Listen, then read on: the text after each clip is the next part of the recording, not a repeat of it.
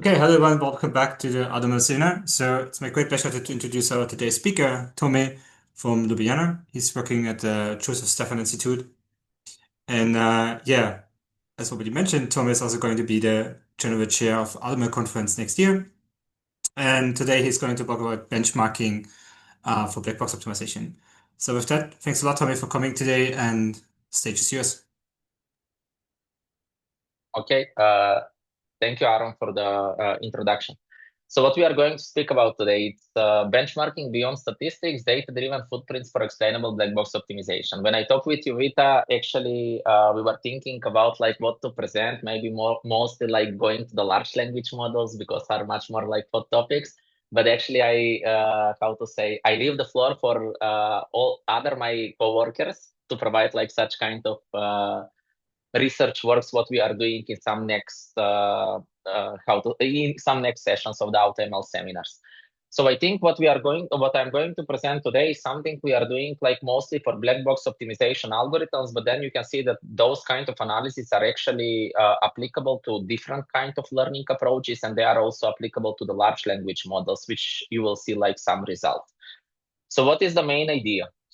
We are going to talk about benchmarking. We are going to talk about something that in black box optimization, especially like people who are targeting Gecko conference or IEEE Congress on Evolutionary Computation, we would like to call it like learning for optimization, which is similar for meta. It's the same as meta learning, but actually we are learning on the top of optimization data.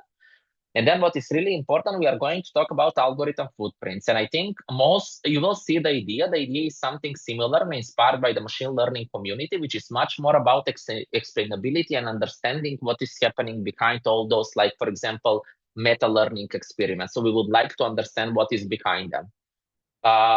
As I said, today we are going to play with single objective optimization. We are not going to do multi-objective optimization. We have also studies for multi-objective optimization. In single objective optimization, we have one global optimum. In multi-objective, we have like a Pareto front. But all examples we are going to see today is actually related to the single objective optimization. And now let's start, for example, when we speak about benchmarking, right? What we are typically doing in optimization community, we have a selection of problem portfolio. If we are doing like machine learning, we need to have like a selection of data sets, right? And it's always the question like which optimization problems we are going to include in our experiments. If I'm doing like some machine learning experiments, the question is like, okay, which data sets to include there? There are some repositories, for example, for time series analysis, some LLM benchmark data set, but at the end, the question is, are they representative enough actually to be involved? Or they actually involve some bias, inherent bias, from which the end result of the benchmarking, it affects the end results of the benchmarking. So the idea is like we need to select like problem portfolio. We need to select like algorithm portfolio, which algorithms will be included. For example, if I'm developing a new optimization algorithm, it's always like, okay, what are the state-of-the-art algorithms that are going to be included? And then at the end, we are going to run all those experiments, and then we are collecting some performance data, some performance metrics. And at the top of this, we are doing some Friedman tests or whatever, like just to show that the newly developed algorithm is statistically better or it is not better than the previous algorithms. And typically when we are doing machine learning, there are a lot of Friedman results, a lot of critical diagrams that are presented like in all those like benchmarking studies, right? So how to select the statistic is also like an interesting question. I'm not going to speak about this, but actually when I was doing like a PhD before, let's say 7 years, I was really working on such kind of ranking techniques, which pretty much works like for tensors of data, how to compare a distribution of tensors, how to compare like two-dimensional matrix distribution, how to compare algorithms based on the results which are there. There is a Springer book. If you are interested in such kind of things, just email me, but I'm not going to talk about today about this. The idea is actually we have the performance data, our benchmarking results are collected, and now we are doing only some statistical analysis in the performance space, so in the space of the performance metric. So we assume that we select the problem portfolio, we select the algorithms, and then we do the analysis. However, when we are doing only those statistics, we are just doing analysis in the performance space. And usually we are reporting like some scalar values, some p-values, some statistical values. And then we don't know nothing about what is happening behind the algorithm behavior. We are not understanding actually which hyperparameters are important. We don't see the interactions between hyperparameters. What are the characteristics of the optimization problems, or what are the characteristics of the data sets that actually help us like to achieve like that performance? Then a lot of algorithms are developed. What we want to see with this kind of approaches when we set benchmarking beyond statistics is actually we would like to find approaches that can be used in order to understand why we came to that performance, and not only reporting performance metric and then doing like the statistical analysis. So we said that we are doing some confronting the elephant in the room, and this is typically done in every domain, even in machine learning. We are actually we are doing a lot of new architectures, for example, in neural architecture search or whatever. And then we are reporting like some small performance gains, but the idea is actually why these performance gains are happening. Can we know the reasons? Are the reasons are coming from the characteristic of the data sets, or the reasons are actually something else? So what we are going to do, instead of talking about classical benchmarking, when we need to do statistics only in the performance space, we would like to talk meta learning or learning for optimization. So we have the same. When we are doing learning for optimization, we have selection of problem portfolios. So we include like optimization problems that should be analyzed. Then the question is how we can do this. There are a lot of papers also from our group, but today I'm not going to talk about this. We need selection of an algorithm portfolio. And then what is the difference? Instead of doing statistical analysis, we need to do some meta learning. We need to learn a meta model, typically in supervised or unsupervised layer, like different kinds of techniques that we would like to know to link the input. For example, we run all these algorithms on those problems. And then the key part is that we need to learn some feature representations. We can describe the problems, optimization problems. We can describe the algorithm. We can, for example, we can use the hyperparameter values, or also we can describe like the problem algorithm trajectory. So it means when one algorithm is running on some optimization problem, the observed solutions, so we can find like a representation that describe the entire optimization process, or actually the trajectory of the algorithm.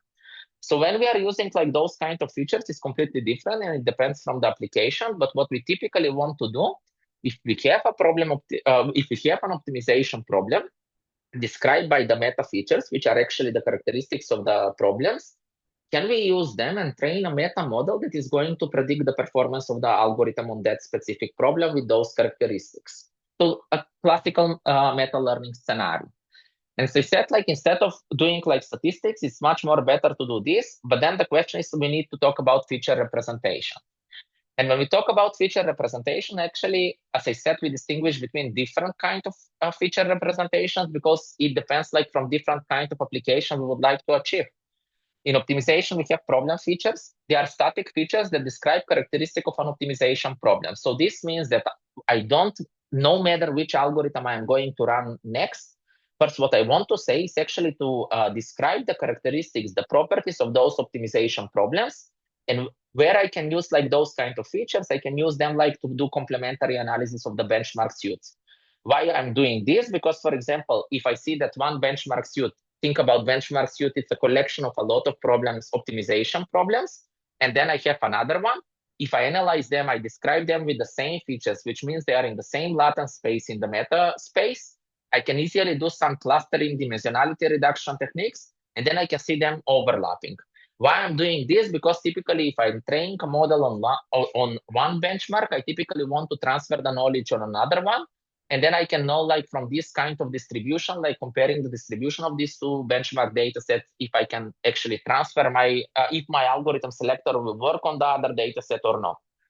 Then we have algorithm features that describe like the characteristic of the algorithms. Think about the hyperparameters we are testing, right? We can use them.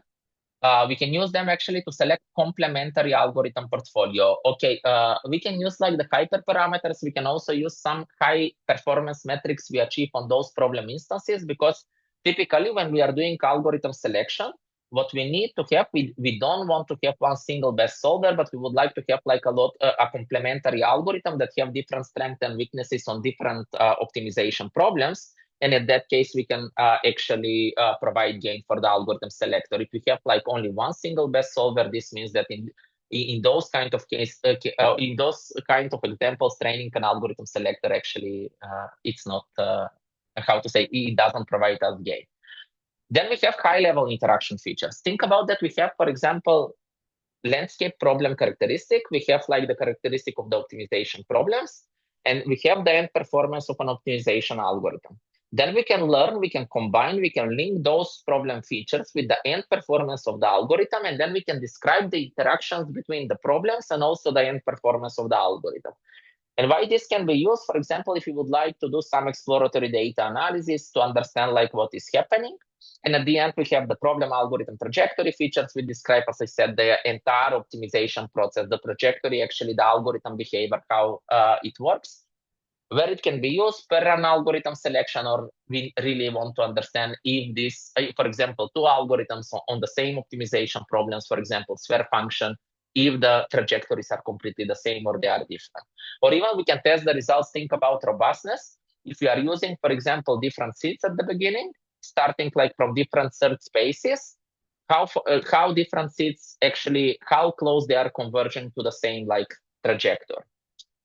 But what is really important today, I provide like some overview of all those features, because today we are going to talk about only one type of features, which are high-level interactions features, and actually we are talking about algorithm footprint. What we mean by algorithm footprint is actually, and this work is done by Anna. I think Anna is here with us, and most like the work presented today is by Anna. So if you have questions, you can also ping Anna, Nikolic. The idea is that algorithm instance footprint, we don't want like to say our algorithm is the best. We don't want to do statistics. We don't want only like to say we have like this is the best algorithm statistically different. But for each algorithm, we would like to find regions that actually the algorithm can solve those problems. We can also find like regions which are challenging by the algorithm. So those are set of problems which algorithm can solve, or the algorithm cannot solve the problems. But instead of doing this, we are also interested like about the reasons why an algorithm can achieve that performance. And now you can see, for example, how we are doing this. Think about that we would like to predict the performance of the algorithm. So we have the problem features, we have some benchmark suite, we have a data set that consists a lot of optimization problems. Then for all those optimization problems, we calculate their characteristic, their properties, so we have the meta features for the problems. We run algorithms on them, and then we just do the end performance after some budget, some function evaluations. Then we train a machine learning model. It can be like neural network, random forest, whatever. You can see like we tested different. Typically, we are using here BBOB benchmark data set, which is small data set, so we use a tree-based methods. And then we train this machine learning algorithm, which actually predict based on the characteristic of the algorithm, we would like to predict the performance. However, once we have this, we do some explanations. So actually, local explanation is really important. We tested like SHEP in this case. And then when we do SHEP, what we are doing, we are using SHEP values for each problem, the explanation, as an additional meta features in another space. And then we cluster the explanation vectors. We didn't cluster the raw input data to the model. And after having this, we can find, you can see like what is happening, and then we can provide like a lot of information, post hoc analysis, what are happening. So we can find like, for example, regions from problem instances, which are really, which algorithms can solve them. But also we can find like, for example, regions of problems that the algorithm failed to solve them. So actually, they are really challenging for the algorithm. So we don't want to have only one statistic the algorithm can solve, or counting how many problems we can solve, how many we cannot solve. But the idea is actually we would like to understand the reasons, what makes some problem challenging for an algorithm and what makes some problem easy to be solved by an algorithm.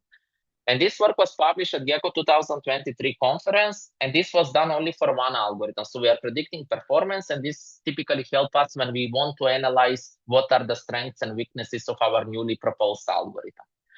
However, what is really much more interested is actually the benchmarking algorithm footprints, which means I would like to understand what are the reasons that some algorithms are able to solve a given problem, but another algorithm, for example, failed there. So what I want to bring, I would like to bring the performance of all algorithms that are in my algorithm portfolio and the problem characteristic in the same meta space. And then think about this. So for example, I have this matrix here. So this matrix is actually, which is the matrix in the above corner, are problem optimization, and then we have their features. And then what we want to do is actually to predict their performance. We have performance of 3 algorithms, which are the columns, the next matrix. So what we are doing in our case, we selected like 3 algorithms. We have particle swarm optimization, random search, and estimation of multivariate normal algorithm. And then based on the features of the optimization problems, we are training a meta model that is going to predict simultaneously the performance of those 3 algorithms. So for this reason, we are doing like a multi-target regression model. Then we tested, as I said before, we have a baseline model, we test random forest. We are doing this, we have a small data set, training data. We don't have like 1,000 instances, we have something 120 instances. We also test a neural network, we test multitask elastic net, but actually the results like the MA and the R2 score actually are the best for the random forest. So we continue with the random forest model. This is just for illustration of how the raw performance data looks like. So in our benchmark data set, maybe what is really important, we have 24 different problems. Think about sphere, ellipsoid, Rosenberg function, some multimodal function, and so on. So the idea is like we have all those different problems, and for each problem, we have different shifted, scaled, and rotated instances. So it means it's the same problem class, but actually they are somehow moved in the third space.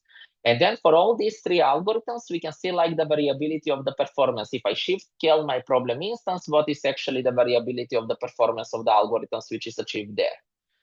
Next, what is really important about the algorithm footprints is that the idea of doing local explanation is that if I have one problem instance, for example, think about this is a sphere function, and then we have the sphere function represented by their landscape feature, the problem features. Once we are doing like the predictive model and we are using SHEP to do explanation, for each problem instance, we are getting 3 new additional ones in our case because we are predicting like 3 different algorithms. And now what is the idea is actually we have sphere function in combination with the first algorithm, sphere function in combination with the second algorithm, and sphere function in combination with the third algorithm. And all those values are actually the Shapley values, the contribution of each of these like problem features in the prediction which is achieved like for those 3 algorithms.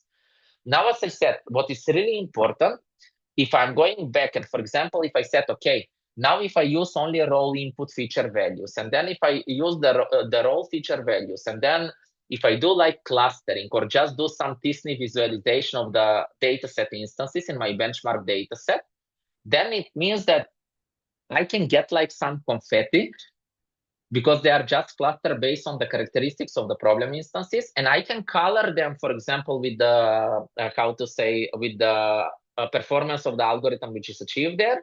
But actually, I can give some confetti. I don't have a really nice, separable clusters to say, okay, this problem is easy to be solved, this is like difficult to be solved. But if I do this on the Shapley meta representation, actually, in our case, the benchmark data set for the problem instances, we have 120. But if we look here in our, for example, left plot, we have 120 times 3. Because now we are clustering the meta representation, which are local explanation. And actually, we have a combination of each problem instance, and we have a combination with each algorithm. And now, for example, here you can see we have the symbols represent the different algorithms. And here you can see on the scale, the color scale, it's the ground truth performance which is obtained by the optimization algorithms.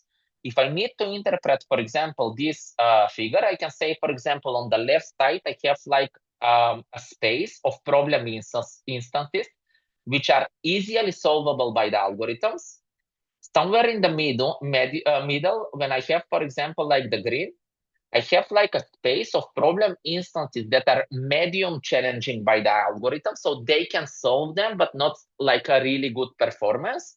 And then the yellow part is a space which actually, it's really, those problem instances are really challenging for the algorithms that belong there, right?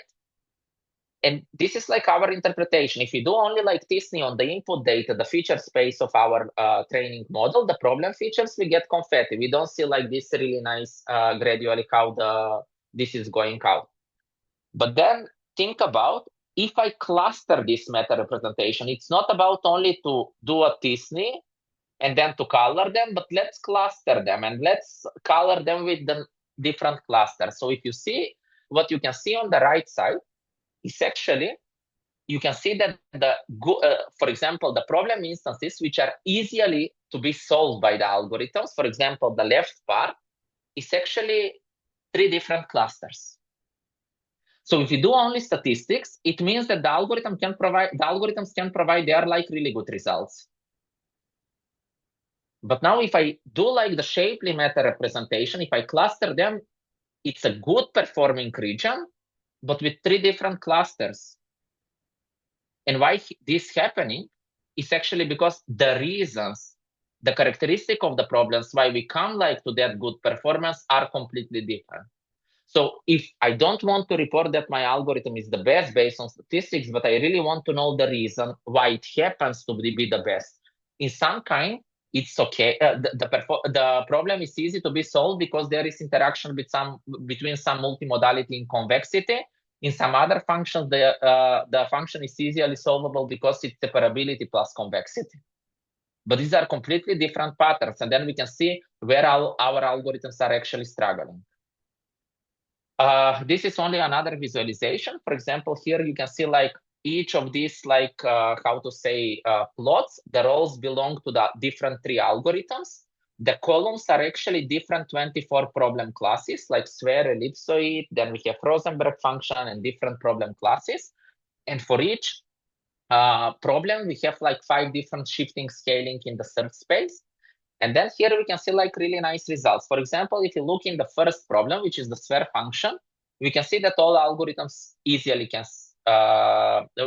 easily solve that problem, but also we can see that shifting scaling doesn't do like some challenging to the algorithm. But for example, if you see some other, if you look in the 12th problem, it's difficult, it's challenging for all algorithms to be solved. And now I'm looking, for example, look in the 20 problem. The 20 problem, we can see that the random search and the EMNA algorithm can easily solve. But actually, the particle swarm optimization is struggling to solve that problem. And this is visible only by the performance metric. But then we can see what are the reasons, what are actually the features of the problems that cause like this, and those kind of poor performance. And then think about if my particle swarm optimization algorithm is like, I'm developing the particle swarm optimization, and I can see that the reasons for failing here are something related to multimodality, then I need to think about what kind of operators I need to change for my algorithm instead like to obtain like better results. Those are some local explanation, different functions. For example, on the 19 functions, you can see that the reasons for good performance, these are the problem features here. Some of them are related like to convexity, some of them are related to multimodality, separability.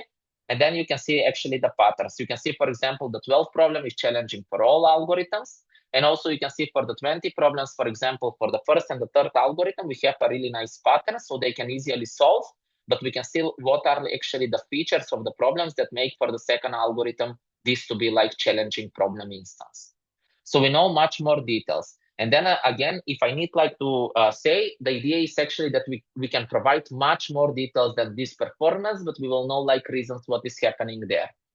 Just to know that this is not applicable only to single objective optimization, you can find here, for example, how this is for multi-objective optimization problems. You can find, I just put like how actually the footprints looks like. They are like papers, they are like QR codes you can find. We also like tested some single objective combinatorial optimization. And also we have results which are still not published about multi-label classification. So actually, if we have instead of problem optimization, we have data sets. And then we have like the performance of multi-label classification algorithms, some performance metrics. We can easily find like why some algorithms on some data sets actually provide good performance, and what are the reasons like of a good or actually the reasons of poor performance. And maybe just to show you another applications, because I said like I'm going to talk about high-level interaction features. And today I talk about, for example, in the algorithm footprint, what we are trying to explain is actually how these problem characteristics are related to the end performance of the algorithm. But think about, for example, what if I would like to explain the hyperparameters of the algorithm? And then if I would like to do like hyperparameter or models to some problem landscape, I want to know how, for example, hyperparameters in relations to the characteristic of the problem functions, which ones work best. So typically, I am pretty much familiar that people who are attending AutoML seminar are much more familiar than our research group about this, because actually what we have done here, we have like 24 different problem classes. And then we run like an extensive search space of how we can change for the modular covariance matrix adaptation algorithm, how we can change the hyperparameters. And for each problem class, actually, we use the hyperparameter values, the model values as features, and we do the functional ANOVA analysis. And instead of reporting only the functional ANOVA, what is important or it's not important, the idea of the hyperparameters importance, the pairways of the hyperparameters and the triplets of the triplet interactions between the hyperparameters, we use them as meta features. So we don't do only like visualization interpretation, but actually what we have done, we found the single contribution of each hyperparameter, the pairways contribution and the triplet contribution. And then we use them actually, because we did this for each problem separately, we obtain a meta representation for each problem landscape based on how hyperparameters optimization interact on those kind of landscape. And then if we cluster them, then you can see like different kind of problems where the hyperparameter interactions are the same and the importance, and you can find like also like problems where it has completely different hyperparameter interactions. And this is why this is important if we do hyperparameter optimization and we would like to tune an algorithm that works for not only one optimization problem, but actually for some portfolio. This gives us like indication which are the most important hyperparameters that we need to tune. We have also those results for the particle storm optimization framework. Those results were published on the non-archival track at AutoML conference, but journal article is coming soon. And maybe just to see that this is like, I don't need to convince you because you have done a lot of FANOVA analysis, but actually just to see like if we do FANOVA and then we use the results of FANOVA about the interaction of large language models in different prompting scenario, you can find actually which data sets, which benchmark data sets which are available with which kind of prompting scenario actually have like different interactions between the hyperparameter of the large language models. What we have done here we have 16 different combination of data set and prompting. So think about we have a data set, and then a model is executed on the data set with 0 shoot, 5 shoot, and 10 shoot prompting. And then we have 60 different combinations, and then 92 open source pre-trained models evaluated on those 60 combinations.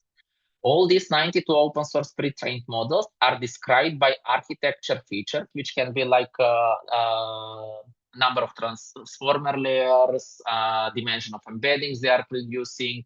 Then also we have like data features, which are tokens of the pre-trained data which is available.